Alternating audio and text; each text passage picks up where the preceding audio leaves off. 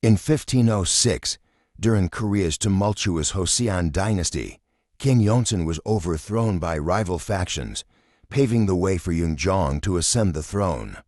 But his reign quickly unraveled as his allies turned against him, plunging the nation into chaos. Amid this anarchy, a brutal tragedy unfolded. A group of people accused of carrying a mysterious plague were mercilessly executed by royal guards. Yet, in the face of horror, one woman sacrificed herself to save her young daughter, ensuring the child's escape before meeting her end. Orphaned and overwhelmed by grief, the little girl seemed destined for despair, until a mysterious guardian appeared, offering her a glimmer of hope in a world abandoned by humanity. At a solemn temple gathering, the Prime Minister addressed the assembly, revealing the chilling news of a mysterious creature terrorizing Mount Inwangsan, a beast the people now called Monstrum. While urging calm and discouraging rumors, he subtly shifted the blame toward the royal palace. King Yeongjong, however, cut through the tension, accusing the Prime Minister of fabricating the tale to manipulate the villagers and orchestrate his downfall. Unfazed, the minister met the king's gaze and delivered a biting retort. The true monstrum, he said, was born of the king's own misdeeds and weakness. The words hung heavy, leaving the room steeped in an uneasy silence as suspicion and fear took root. Surprised by the Prime Minister's boldness, the king muses about finding someone trustworthy to investigate the rumors and expose the truth. Meanwhile, deep in the forest, two bumbling brothers, Songhan and Yeonkim, bicker over whether the fabled beast exists. Their argument takes a comedic turn when Songhan falls into one of his own traps, only to be discovered by Yeonkim's sharp-tongued daughter, Myung, who gleefully mocks her uncle's clumsiness. Despite their banter, the trio lives a modest life of hunting and fishing, barely managing to survive. Restless, Myung suggests traveling to Hanyang for a better chance at prosperity, but Yeonkim dismisses the idea, content with their quiet, albeit meager, existence. Frustrated by her father's stubbornness, Myung heads to the fields to cool off, only to be startled by a stranger who demands to see the former commander of the royal guard, a request that leaves her baffled. Suspicious, she raises her bow and firmly declares that no such person lives there.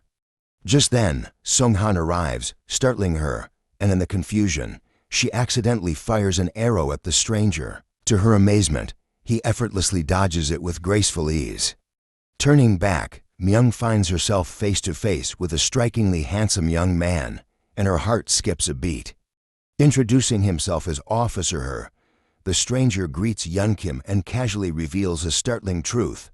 Both he and Songhan were once esteemed commanders of the royal guard. Officer Her boasts about the extraordinary martial skills he and Songhan once possessed, though Myung rolls her eyes, dismissing it as nonsense. Before she can argue further, the arrival of none other than the king leaves everyone stunned. As tension fills the air, the king and Yeonkim engage in a charged conversation, unearthing a haunting piece of their shared past. Yeonkim is revealed to be the soldier who defied the king's orders years ago, rescuing Myung as a child and refusing to partake in the brutal purge. At the time, the king's followers were convinced the girl carried the creature's plague and demanded her death. But Yeonkim stood firm, reasoning that if the plague spread through sight, his own survival after contact proved the claims false. His defiance exposed the baseless fear that had cost countless innocent lives, a truth that still weighs heavily on him. The guards, seething with fury, raise their weapons against Yeonkim, branding him a traitor.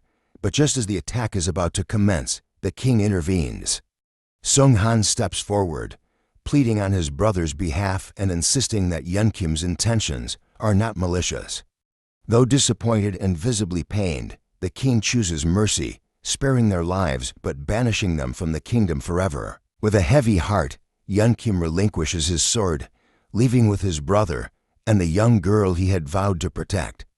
Years later, in the present, King Yeongjong, burdened by the growing panic over the monstrum rumors, seeks out the former commander. In a gesture of reconciliation and desperation, he offers Yeonkim his sword back, imploring him to return and face the rising threat. After a long night of contemplation, Yunkim makes his decision. They will journey to Hanyang, a choice that sends Myung into gleeful excitement. Despite Sung Han's attempts to dissuade him, Yunkim stands firm, reminding his reluctant brother that, as his second in command, he has no choice but to follow. Myung eagerly joins the journey, much to her uncle's annoyance, though her enthusiasm barely masks the tension between the trio. Meanwhile, deep in the forest, shamans gather in a desperate ritual, pleading for mercy from the dreaded monstrum. Nearby, a young girl, sneaking close to steal their food, becomes a horrified witness as the monstrous creature descends upon them, leaving a trail of carnage in its wake. Arriving in Hanyang, Myung's excitement quickly fades as she finds the capital grim and lifeless, far from what she imagined. During a quiet lunch, their reunion with Officer He takes a serious turn when he summons them to a grisly crime scene in the forest. There they find the brutalized remains of the shamans, and Myung notices signs of human struggle amidst the chaos. Their sole witness is a young thief, who insists the carnage was the work of monstrum. Yunkim, unconvinced by her story, decides to follow her, taking Sung Han along. When the girl encounters a shadowy figure, the brothers split up. Sung Han loses the man in the maze of the forest, while Yunkim tails the girl, certain she's hiding the truth. The girl insists that while the mysterious man orchestrated the chaos, the monstrum is undeniably real and a looming danger. She explains that fear of the creature has paralyzed the villagers, keeping them from venturing to the mountain for vital resources. The group convenes to piece together the unsettling events, but their discussion is abruptly cut short by a commotion in the village. A man, his body covered in gruesome sores, staggers into the square, claiming that the creature attacked him and his comrades. Panic ripples through the crowd as he collapses, lifeless, before they can learn more, leaving the group with more questions than answers. Yunkim and Sung Han return to the shaman's gruesome crime scene, only to discover an unsettling detail: one of the bodies inexplicably perched high in the treetops, leaving them baffled. Elsewhere, Myung and her examine the corpse of the man covered in sores. Despite the grisly sight, Myung remains oddly composed, which her interprets as a sign of bravery. She casually reveals that her endless boredom at home led her to devour any book she could find, sparking a passion for medicine and dreams of becoming a female doctor. Just as her begins to admire her determination, Myung abruptly declares that her next mission is to find a rat, leaving him utterly perplexed by her sudden shift in focus. Yunkim confronts the king with a grim revelation: the recent deaths were not caused by monstrum, but by a human hand. The only dissenting voice came from the man with the sores, who claimed to have seen the creature, sparking doubts about his credibility and whether his affliction was connected to the plague. To back up his findings, Yunkim presents evidence. A sample of the man's blood was transfused into a rat, which succumbed to the plague within half a day, proving the virus's deadly potency. While the king dismisses this as part of a plot to undermine his rule, Yunkim insists that the true threat lies not in the myth of monstrum, but in the very real danger it represents to the people, stressing the urgent need to uncover the truth. The king's council urges him to send the tiger hunters to investigate Mount Inwangsan, but he agrees only reluctantly, requesting just 100 soldiers out of the 700 available. Before anyone can protest, a surprising figure enters Yunkim, now the new search commander, clad in his old soldier's uniform, stunning those present. As the soldiers prepare for the mission, they face an unexpected challenge: gathering resources from the impoverished villagers. With little to spare, the villagers are at risk of starving if the soldiers take what little they have, and the prospect of being forced into service as temporary warriors weighs heavily on everyone. Most of these villagers have never fought, and the burden of their inexperience casts a shadow over the mission ahead. Sung Han encounters a pair of young boys who claim to be the last remaining men in their family. Reluctantly, he drives them away, but not before giving them some food. Meanwhile, Yunkim confronts an elderly man who insists on staying to fulfill his civic duty, despite his obvious frailty. After some hesitation, Yunkim orders him to leave as well. As the soldiers continue to gather resources, Sung-han spots an intruder among their ranks. Myung, cleverly disguised as a man to blend in, convinced that she's capable of fighting alongside them. Yeon-kim sternly tells her this mission is no game, but before he can say more, the announcement arrives. The Prime Minister and Jin Yong, the leader of the Tiger Hunters, have arrived. The group begins their search, but after hours of inspecting the area with no results, they debate whether to continue into the night. Yeon-kim, aware that the creature is more likely to appear under the cover of darkness, decides they must press on. The hunters and villagers split up to cover more ground, and as Sung-han notices the old man drifting away from the group, he decides to follow him. His pursuit leads him to a rocky wall, where he is soon joined by the rest of the group. Yeon-kim, her, and Myung, who, intrigued by the strange sight, begins to examine it more closely. The atmosphere is tense, each member aware that danger may be lurking just beyond the rocks. Myung, too young to remember, fails to realize that they are standing in the very spot where her mother died years ago, the place where Yeon-kim had rescued her.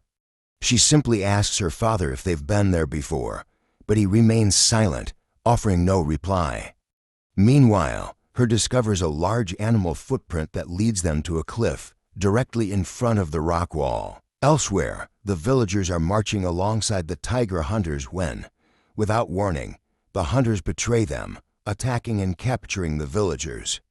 With ruthless cunning, they plan to lure Yeon-kim's group into a trap by setting off a false flare while Yeon-kim descends the cliff, unaware that the real danger is closing in. As they attempt to pull Yeon-kim up, the enemy attacks, making it nearly impossible to rescue him. Her and Myung fight back fiercely, holding their ground as chaos erupts around them. Amidst the battle, Sung-han manages to pull Yeon-kim to safety, allowing him to join the fight. The four of them regroup, leaving only the main fighters standing. Yeon-kim quickly orders Myung and her to warn the king, while he and Sung-han focus on the remaining hunters. The two men fight with unmatched bravery, but just as Yeon-kim is about to be struck by an arrow, Sung-han steps in, taking the blow to his arm to save his commander. Captured and surrounded by the enemy, Yeon-kim and Sung-han find themselves at the mercy of their captors. To their shock, Jin Yong appears and reveals the truth that the monstrous creature was nothing more than a fabricated rumor designed to eliminate the king's supporters and army. The hunters soon overpower Myung and her, binding them together. In a moment of intense recollection, Myung experiences a painful regression, remembering that it was Jin Yong who killed her mother all those years ago. Jin Yong, too, recognizes her as the child he had once encountered, but before they can exchange any further words, he coldly throws Myung and her off the cliff. The brutal act ignites Yeon-kim's fury, and with a vow of vengeance, he swears to Jin Yong that he will make him pay for this treachery. The young couple miraculously survives their fall by clinging to a rock, but they are trapped, with no way to escape safely. Meanwhile, Jin Yong sends up another flare, using it as a signal to alert the king of the creature's supposed existence, a tactic designed to serve as an alibi for the massacre of the villagers. Just then, a wounded, lion-like beast emerges from the cliff, and despite several arrows being fired at it, the creature shows no signs of injury. With terrifying power, it charges into the battlefield, obliterating everyone in its path. Amid the chaos, Sung-han and Yeon-kim manage to break free, and, driven by the urgency of the situation, they resolve to rescue the others before it's too late. At the bottom of the cliff, they discover the beast's nest, a grim sight covered with the bodies of its victims. Realizing the danger they're in, they plan to warn the king, but just then, they encounter the old man once more. He advises them to smear the goo from the nest on their bodies to mask their scent, explaining that the beast has poor eyesight, but exceptional hearing. Following his advice, they move silently, carefully avoiding the creature for as long as they can. However, when the tension becomes unbearable, Yeon-kim signals for them to flee through the cave passages. As they scramble through the dark tunnels, they plunge into a river, where, to their relief, the beast no longer pursues them. Back at the base, Jin Yong admits to the Prime Minister that Monstrum is real, though the minister reveals that it was his plan all along. He then orders the tiger hunters to march on the city and set it ablaze, a ruthless move to topple the king. Meanwhile, a few wounded villagers make their way to the city, warning the others of the beast's deadly attack. As the villagers react in panic, Jin Yong takes charge, setting the fire that quickly grows out of control, spreading through the city with unstoppable force. The flames rage, becoming a symbol of the chaos and destruction that is about to unfold. Guided by the old man, the group makes their way through the drains beneath the royal palace, eventually emerging at Jojin Hall, a massive prison. The old man explains that the former king, Yongsan, had a fascination with exotic beasts, keeping them locked away in the hall. Once an animal feeder for the king, the old man reveals that he had known Monstrum since it was a cub, calling it Sparkles because of its sparkling eyes. When Yongsan was overthrown, all the beasts were disposed of except Sparkles. The old man, moved by pity, rescued the creature, freeing it and escaping through the drains. There, cut off from the world, the beast fed on rotting food, growing into the giant monster they now face. Everyone is stunned when Monstrum suddenly appears in the living room, and as chaos erupts with people fleeing in all directions, the old man remains behind, determined to distract the beast. With a quiet, sorrowful familiarity, he brings Monstrum back to its past as Sparkles, leading it toward a cage using an old rattle. However, in an act of self-sacrifice, the old man locks himself inside the cage with the creature, ensuring the others can escape while he faces the beast's wrath alone. Meanwhile, the Prime Minister orders the tiger hunters to burn everything in sight, intending to eradicate the infected Badas and cover up the chaos. As the flames spread, it becomes clear that the king no longer has any allies left within the city, his fate sealed by betrayal and destruction. The main group makes their way to the royal palace, knowing that Monstrum lurks beneath, and they must warn the king. Yunkim takes it upon himself to deliver the message privately, but they are ambushed by the Prime Minister, who strikes the king with an arrow. Surrounded by enemies, Yunkim watches as his allies are captured, the royal guard is wiped out, and the monstrous creature draws closer. In a shocking turn, Monstrum breaks into the royal hall, eliminating the hunters, including Jin Yong, giving Yunkim and the king a narrow chance to escape. Meanwhile, Sung Han and Myung, feigning sickness from the plague, manage to slip away, determined to find Yunkim and join the fight once more. The beast breaks free from the royal temple, picking off soldiers one by one, despite their desperate attempts to stop it. Eventually, they manage to subdue it using ropes and hooks, while Yunkim meets with the royal guard, urging them to escort the king to safety. Meanwhile, the Prime Minister, rather than killing the beast, decides to use it as a weapon of terror to seize the throne. Yunkim reunites with his allies, and together they come up with a plan to eradicate the creature, involving explosives and the Jojin Hall. However, the beast breaks free once again, continuing its rampage as the Prime Minister flees, leaving his men to fall one after another in the chaos. The townspeople, desperate to protect their homes, try to enter the palace grounds, but those inside warn them to stay away, as Monstrum continues its relentless attack. In a desperate attempt to contain the beast, they try to close the gates, but just as they do, the Prime Minister appears, furious at their actions. The people, now realizing his betrayal, turn on him, locking him inside the palace. As Monstrum emerges and begins to hunt him down, the Prime Minister scrambles to the top of the palace wall, shouting to the villagers below. He attempts to bargain with the beast, pleading for his life, but Monstrum violently strikes, devouring him without mercy. Yunkim steps forward, firing an arrow that strikes Monstrum squarely, knocking the beast to the ground. Recalling the old man's advice, he uses the creature's heightened sense of hearing to lead it toward the main hall. Meanwhile, Sung Han and her set up explosives to prepare for the final confrontation. Things take a turn when Jin Yong reappears, eager to fight, complicating their plans. Yunkim and Myung find themselves at the entrance of the royal temple, narrowly dodging the beast's deadly attacks.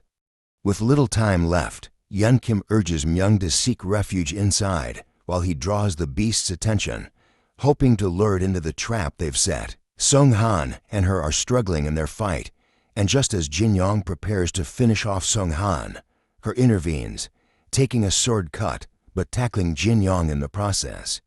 Myung bursts into the room, drawing her bow to take a shot at Jin Yong, but he uses her as a shield. With quick thinking, Myung reminds her of the day they first met, and her, understanding her hint, dodges the arrow just in time. Jin Yong falls, and her, breathless, confesses to Myung that he will never forget that moment.